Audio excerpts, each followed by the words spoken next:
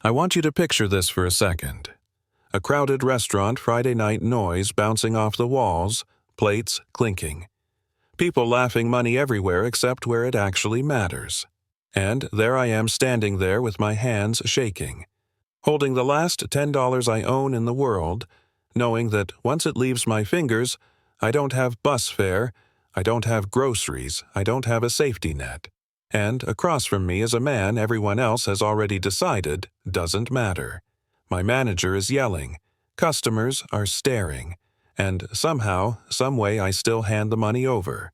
That moment, right there, that's the moment everything broke open. My name is Lily Parker, and for most of my life people have been very comfortable looking right through me. I was 24 at the time, working nights at a high-end restaurant called Harbor and Stone in downtown Portland. You know, the type exposed brick-soft lighting menus without prices, the kind of place where customers talk to you like you're part of the furniture. I didn't grow up dreaming of carrying plates for a living. I was in college once studying early childhood education thinking I'd be the kind of teacher kids remembered years later. But life has a way of grabbing you by the collar and dragging you somewhere else. 2 years before that night, my mom passed away after a short, brutal illness, and just like that, my younger brother Noah became my responsibility. He was 16, angry at the world, scared in ways he didn't know how to say out loud, and I was all he had left. Bills piled up fast. Medical debt, rent, groceries, school supplies. So I dropped out, picked up double shifts, and told myself it was temporary. Temporary has a funny way of stretching out longer than you expect. My manager, Greg Dalton, loved reminding me exactly where I stood. He was polished, loud, and cruel in quiet, calculated ways.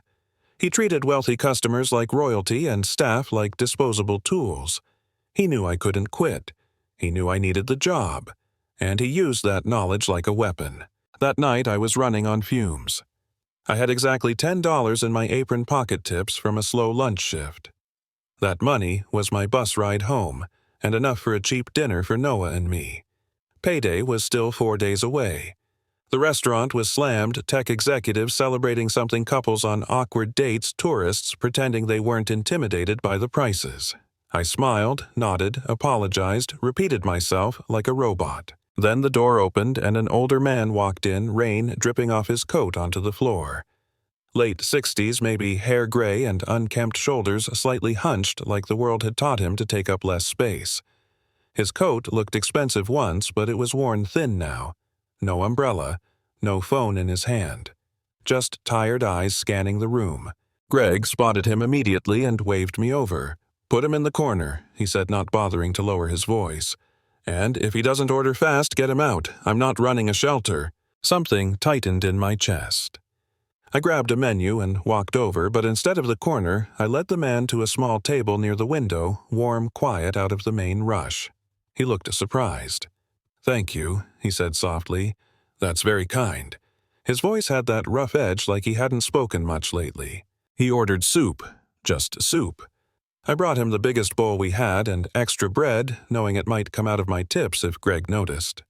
He ate slowly, carefully, like he was memorizing the feeling. When I set the check down, he reached into his pockets, then froze.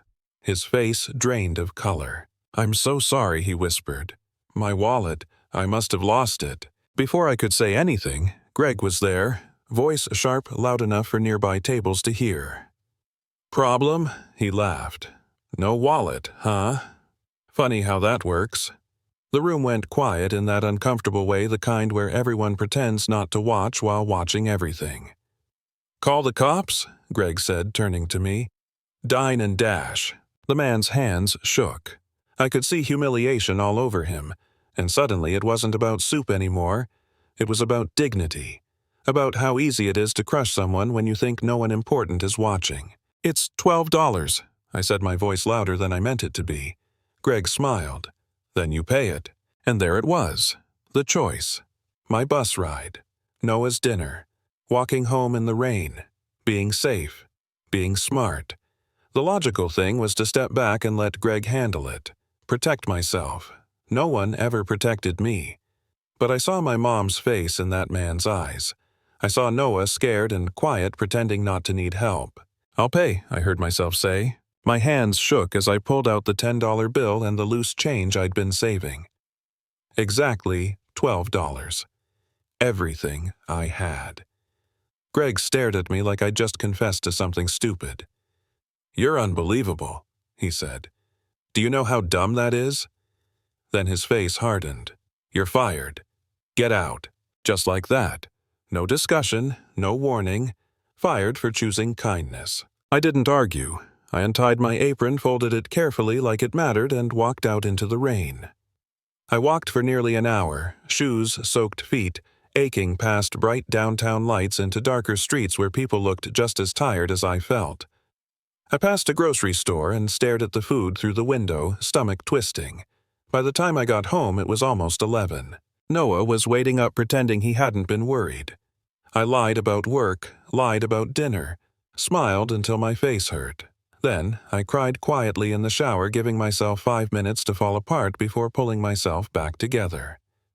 That night, I stared at the ceiling doing math that didn't work. Rent, food, no job, no plan. What I didn't know was that the man from the restaurant wasn't just anyone. His name was Arthur Hale. He founded Hale Medical Systems, one of the largest private medical suppliers on the West Coast. His wallet really had been stolen earlier that day. And when Greg humiliated him, something clicked. By morning, Arthur owned the building Harbor and Stone sat in. By morning, Greg was finished. And by 9 a.m., I got a phone call asking me to come downtown, bringing my brother with me. A black car picked us up. We ended up right back in front of the restaurant, now surrounded by luxury cars and people in tailored suits. Arthur stood there calm, confident. Nothing like the trembling man from the night before. He told the crowd what I'd done.